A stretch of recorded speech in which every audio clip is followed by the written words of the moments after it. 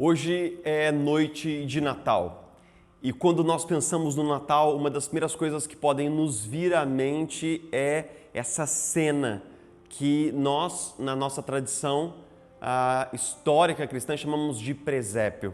O presépio são pequenos teatros, pequenos simulacros, simulações do instante do nascimento de Jesus na estrebaria, onde nós vemos Maria, José com os rostos cheios de maravilhamento, o menino Jesus deitado na manjedoura e aqui e ali distribuídos algumas das figuras que deveriam estar por ali, não é verdade? Uma ovelha, um jumento, um pouco de feno aqui, uma vaca acolá. E muitas vezes nós podemos nos esquecer de que antes dessa cena maravilhosa, antes desse retrato de alegria, o caminho até ali não foi de tantas alegrias assim.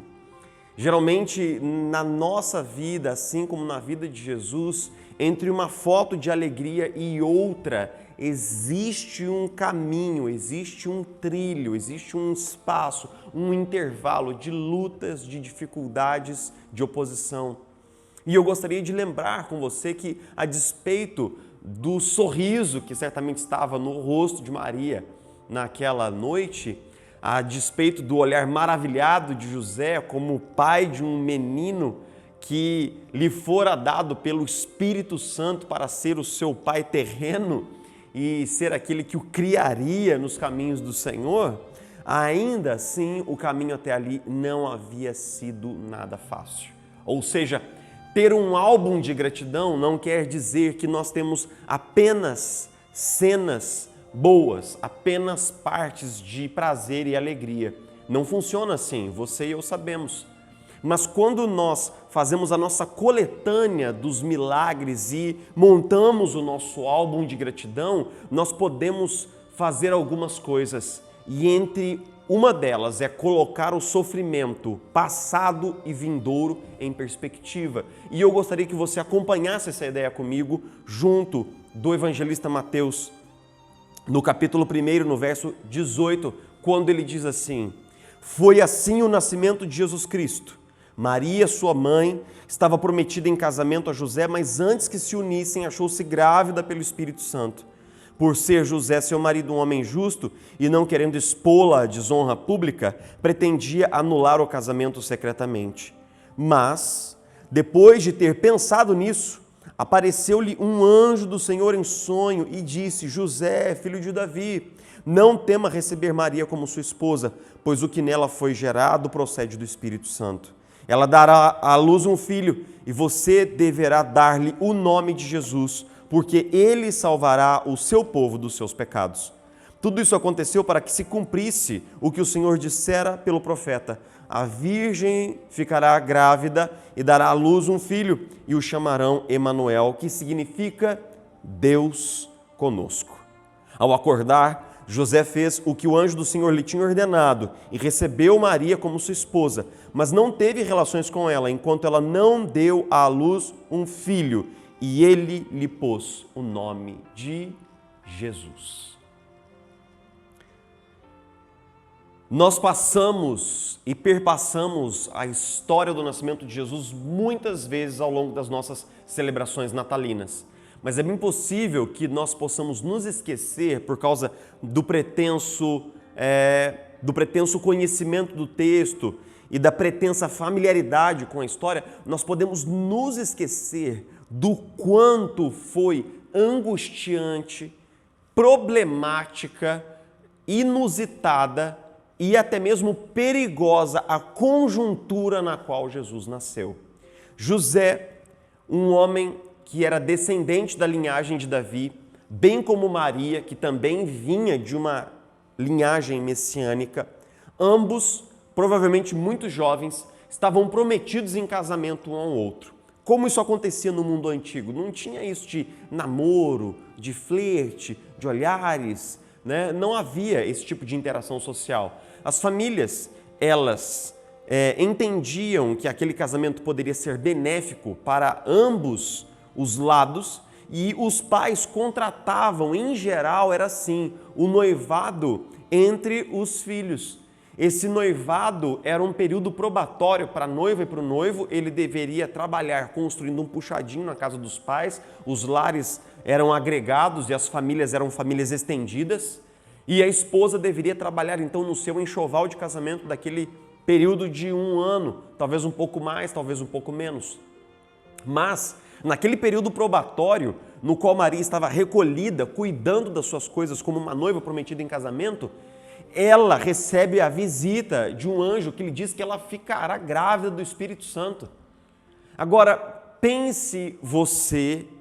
pensemos por um pouco como se nós fôssemos espectadores do desenvolvimento dessa trama e vivêssemos na mesma aldeia que José e Maria.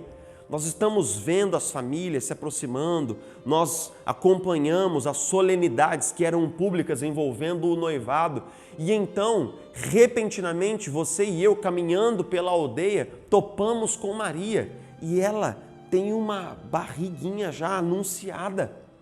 Ela começa a ter a silhueta, o rosto de uma mulher grávida. Como isso era possível? Esse era um grande escândalo, porque um pacto que havia sido feito entre as famílias fora desonrado. Era isso que as pessoas leram e era isso que as pessoas pensaram. Aquela mulher que tinha uma feição de uma boa moça, ela havia traído de forma sorrateira os votos contratados pelo seu noivo. E então, imagine o olhar público para essa mulher, como uma mulher que não tinha palavra, que não tinha honra, como uma mulher que havia traído os seus votos pré-matrimoniais. Mas José também havia caído em desonra e em descrédito, porque, como noivo traído, ele tinha quase que o dever de exigir uma reparação. E muitas vezes, a reparação para isso era o apedrejamento da moça que havia traído o pacto do casamento. O apedrejamento, o linchamento público. Mas José, que era um homem bom, que era um homem do coração terno e gentil, estava tentando encontrar uma maneira, uma brecha na lei, um dispositivo social pelo qual ele pudesse romper o noivado secretamente sem causar nenhum tipo de prejuízo físico a Maria. Note que nesse instante premente aqui no texto, retratado nessa foto de angústia, José não tem a menor noção de que Maria não havia feito nada de errado. Agora, coloque-se por um segundo no lugar de Maria, que desejava ser apenas uma noiva normal, casar, ter uma família e viver uma vida comum. Pense na vida de José, que pensava apenas em casar-se, tocar o seu negócio, ele que era carpinteiro, em viver uma vida tranquila, numa cidade tranquila, num lugar esquecido da Palestina, da antiguidade. E então esse homem é surpreendido pela visita em sonho de um anjo que lhe diz algo absolutamente bizarro, inesperado, que é o seguinte: José, Maria, sua esposa, ela não está grávida de nenhum dos homens do vilarejo. Ela não traiu você. Não, o que nela foi gerado procede do Espírito Santo. A própria sombra da mão de Deus veio sobre ela e ela encontra-se grávida pelo poder imediato, infundido de Deus no seu útero. Aquela criança que está ali é uma criança especial, é uma criança enviada do próprio Deus e você deverá dar a ela o nome de Jesus. Jesus é a forma grega de um nome muito conhecido do Antigo Testamento, que é Yoshua, que quer dizer Deus salva. O nome Josué, na sua forma hebraica, quando ele foi adaptado para a língua grega, tornou-se Jesus. Então Jesus, cujo nome quer dizer Yeshua, no grego, que quer dizer Deus salva. E aí o anjo termina assim: porque ele salvará o seu povo dos seus pecados. Então Mateus comenta que naquele exato momento em que José estava aflito, em que Maria estava aflita, em que eles estavam angustiados, naquele exato momento de sofrimento para ambos, Deus estava cumprindo uma promessa milenar, a saber, a virgem ficará grávida e dará à luz um filho e o chamarão Emanuel, que significa Deus conosco. A grande questão aqui é que do ponto de vista de Maria e de José, essa situação toda era altamente, profundamente indesejável. Era profundamente incômoda toda essa situação. Todo esse contexto gerado era absurdamente angustiante. Os seus planos haviam sido quebrados, suas expectativas haviam sido rompidas. A honra de Maria havia sido fragmentada diante da sua própria família e diante do seu próprio vilarejo, por quem acreditaria que Maria havia sido fecundada pela mão do próprio Deus. Num pior cenário, eles pensariam que aquela mulher traiu seu noivo e deitou-se com um estranho. No melhor, no menos pior cenário, talvez ela tivesse ficado grávida do próprio José. Mas imagine só se José sequer é o pai da criança. Imagine só se aquele homem terá que criar o filho de uma outra pessoa. Tudo isso aos olhos do vilarejo era simplesmente uma desonra, uma vergonha, uma barbaridade. Algo que deve ter ofendido os corações de muitas pessoas ali. E José, que por forma protocolar deveria ter agido com pulso firme e punido, cobrado Maria, punido-a publicamente, de certa maneira, ele se torna agora, que ele toma Maria por esposa, ele se torna cúmplice e condescendente dessa vergonha. Então José havia sido desonrado, também Maria. Os olhares para eles agora no vilarejo eram de estranheza, de desprezo, eram de aviltamento. Eles recebiam olhares de pessoas desqualificadas, párias sociais, excluídos, deixados de lado. Não eram bons, não eram crentes o suficiente, não eram piedosos o suficiente, haviam sido deixados de lado. Mas no meio de tudo aquilo, no meio de todo aquele sentimento de angústia, de preocupação, aquele homem e aquela mulher levam o fardo pesado da sua obediência. José obedece à voz do anjo, desposa Maria, toma-a por sua mulher, a despeito da reprovação social que isso poderia lhe implicar. E então, numa viagem para cumprir uma convocação de recenseamento lá em Belém, a criança vem ao mundo. E com ela, tantas coisas acontecem. Porque não só os pastores vêm visitar Maria e José, como nós lemos no primeiro texto aqui do nosso encontro de hoje, mas também magos do Oriente, de um local distante, que vinham acompanhando uma estrela, visitam aquela criança e colocam presentes aos pés de José e Maria.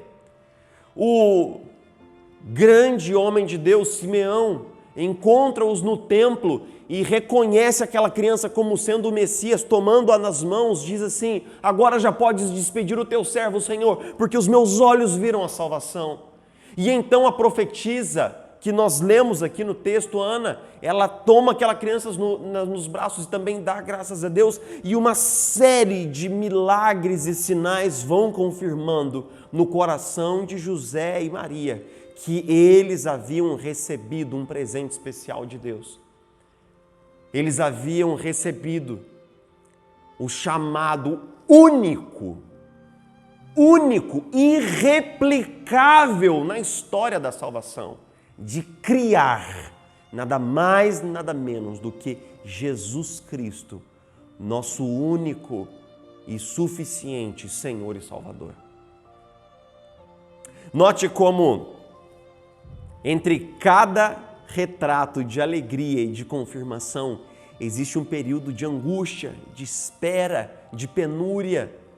Existe um tempo de sofrimento, existe agrura, existe dificuldade, oposição, As coisas não estão acontecendo facilmente para José e Maria, mas eles estão experimentando entre cada período de tribulação e dificuldade mais uma foto e mais uma foto num álbum de gratidão a Deus.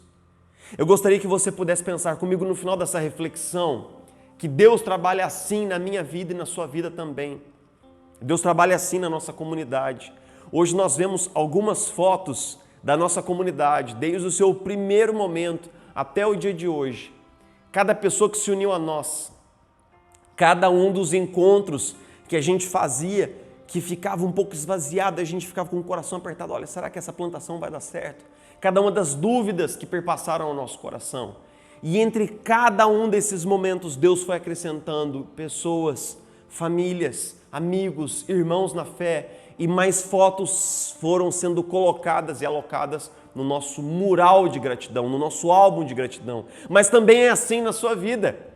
E eu não sei, talvez você esteja passando por um daqueles períodos difíceis que José e Maria passaram lá no começo, onde as coisas não acontecem do jeito que nós esperávamos, não acontecem no tempo, os nossos planos são totalmente devastados pelos acontecimentos, as coisas vão nos atropelando, talvez uma demissão, talvez uma doença, talvez uma crise conjugal, talvez um problema sério na gestão da sua casa, talvez falta de dinheiro, falta de perspectiva, talvez um projeto que você tinha que fracassou, talvez uma empresa que você possuía que veio a falir, talvez uma porta que você esperava por muito tempo e se fechou para você. E agora talvez você esteja naquele período ali, naquele período de gestação. O período de gestação de José, de Maria, foi um período de angústia, foi um período de sofrimento, foi trabalhoso, foi difícil, foi pesado, foi angustiante, mas nenhuma gestação dura para sempre. Aquilo que está sendo gestado deve nascer. Jesus nasceu e no dia do seu nascimento, uma série de milagres e sinais confirmaram no coração de Maria e de José que eles não eram as pessoas erradas no lugar errado, pelo contrário, eles eram as pessoas certas, no lugar certo, na vontade de Deus, no plano de Deus, para a sua glória e para o seu louvor. Que maravilha, que maravilha! O tempo da ampulheta de Deus bate para todos, para Maria, grávida pelo poder do Espírito, para José, que pensou em abandonar secretamente sua noiva, para aqueles dois. O nascimento de Jesus foi um tempo de cumprimento de promessa, de alívio do coração e de força para novos enfrentamentos. Então eu oro pedindo que o tempo da ampulheta de Deus na sua vida se cumpra também. E para que quando isso acontecer, você bata uma foto, você clique esse momento, registre no seu coração e então você coloque mais uma foto no seu álbum de gratidão. Mais uma foto no seu álbum de ação de graças, dizendo: Deus é bom, Deus é bom, seus planos são melhores do que o meu, o seu tempo é melhor do que o meu, o seu modo é melhor do que o meu. E que você possa conquistar, angariar, reunir a força suficiente para seguir numa nova jornada de desafios, em novos trechos do caminho de enfrentamento. Não baixe a cabeça, não fique envergonhado, não se sinta o homem errado na hora errada, não se sinta a mulher errada na hora errada, no lugar errado. Não! Deus tem um plano para a sua vida. Não, Deus tem um projeto para aqueles que estão em Jesus Cristo. Todas as coisas cooperam para o bem daqueles que amam a Deus. Então que mais uma vez, ao olhar o presépio e ver o nascimento de Jesus, nós possamos ser encharcados, banhados do pé à cabeça por essa força, esse ânimo e essa fé, essa confiança depositada no amor, no poder e na graça de Deus. Eu gostaria que você pudesse imaginar quão interessante será aquele dia, quando soada a trombeta do arcanjo, o nosso Senhor virá em resplandecente glória. Não como um menino depositado numa manjedoura tão frágil, mas revestido de glória e de poder. Revestido de glória e de poder. Mas eu penso, sobretudo, em como será o encontro de Jesus com Maria e com José. Como será o encontro de Jesus com essa mulher que lhe tomou nos braços e lhe beijou como um filho? Como será o abraço de Jesus em José, o paizão da terra que ele teve? Aquele homem que trabalhou longas e árduas horas num ateliê para sustentar o seu filho mais velho e que, a despeito de todo olhar de desconfiança se ele era ou não seu filho, amou Jesus como sendo do seu próprio coração. Como será engraçado, não é? Jesus abraçando os seus pais terrenos, mas ao mesmo tempo sendo o Salvador deles, o Senhor deles. Como será curioso tudo isso? José e Maria padeceram um bocado, não tenha dúvida disso. Mas eles têm um lugar único na história da salvação. O curioso é que o mesmo pode ser dito a respeito de você e de mim. Nós padecemos um bocado também. Talvez só minha esposa saiba quantas noites eu passei insone quando Deus nos chamou para plantar essa comunidade num lugar totalmente desconhecido numa época de pandemia. Talvez só ela saiba quantas tardes, noites e manhãs eu chorei. Chorei por falta de fé, por falta de perspectiva, por incredulidade, por medo, por ansiedade, por insegurança. Mas, apesar de todo esse sofrimento, nós, você e eu, nós também temos uma história única com Deus. Única. Que nessa noite de Natal você possa olhar para esse álbum de gratidão e possa chegar à mesma conclusão que nós possamos chegar aos mesmos termos juntos, olhando para a Escritura Sagrada, de que Deus cumpre seus propósitos para nós de uma maneira que nós não esperávamos, não intentávamos, não projetamos, mas de uma maneira muito melhor do que nós mesmos faríamos na força do nosso braço. O Natal é sobre confiança radical em Deus, nos seus métodos, no seu tempo, no seu jeito. O Natal é sobre descansar. Jesus nascerá da Virgem, a despeito de todo o ruído que isso possa causar, de todo o desequilíbrio na força que isso possa trazer, a respeito de toda estranheza que isso possa suscitar. Jesus nascerá da Virgem. Essa é a demanda de Deus, essa é a necessidade do coração de Deus. E por que Jesus precisa nascer da Virgem?